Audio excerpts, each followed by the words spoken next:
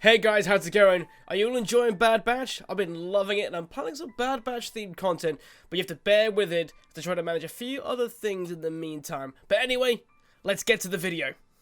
Fast forward all the way from Empire Strikes Back to Force Awakens, Rey is at Mars's place on Takodana. Feeling the Force gravitating to a box, following this feeling, opening it to find Anakin's lightsaber, later Luke's lightsaber. My mind cannot help but go back and think, how the hell did it get there? Followed by flashbacks of images of Luke's hand being cut off and hand flying and lightsaber gone to the seemingly endless abyss that is the gas planet of Bespin. So what if I told you that Luke goes back to Bespin with Lando and Leia to go search for it? You can find us on Marvel's Star Wars 2020 series issue 4, but for a surprisingly wholesome reason, Lando accompanies them back to his former mining operation. But thanks to his help, they are able to infiltrate all three going their separate ways to go and get their objective done.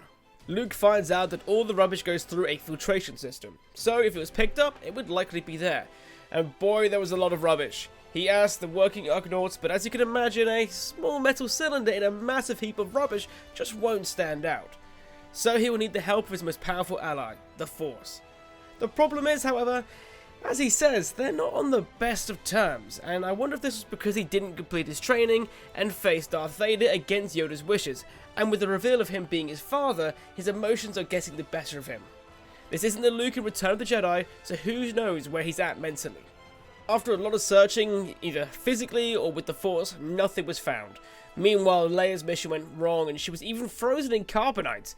Luke has a vision showing how just conflicted he is. I love the callback to Yoda saying, "Your weapons, you will not need them." But then he feels Leia calling out to him somehow whilst frozen in carbonite.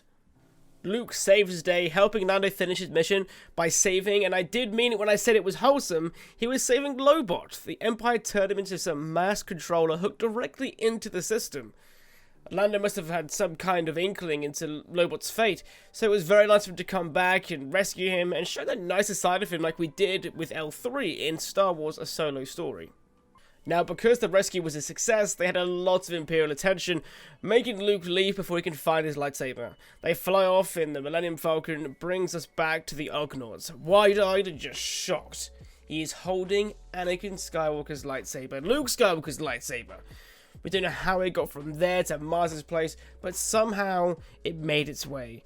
I wonder if anyone wielded it. Did it call to anyone else to the Force besides Rey? But what do you guys think? This makes the most sense, and I would love to see the Saber's journey from here to Mars's. It could suck, but it could be awesome too. And I really enjoy seeing these guys have an adventure at the comics, and this was no exception. Have a fantastic day, and remember, the Force will be with you, always.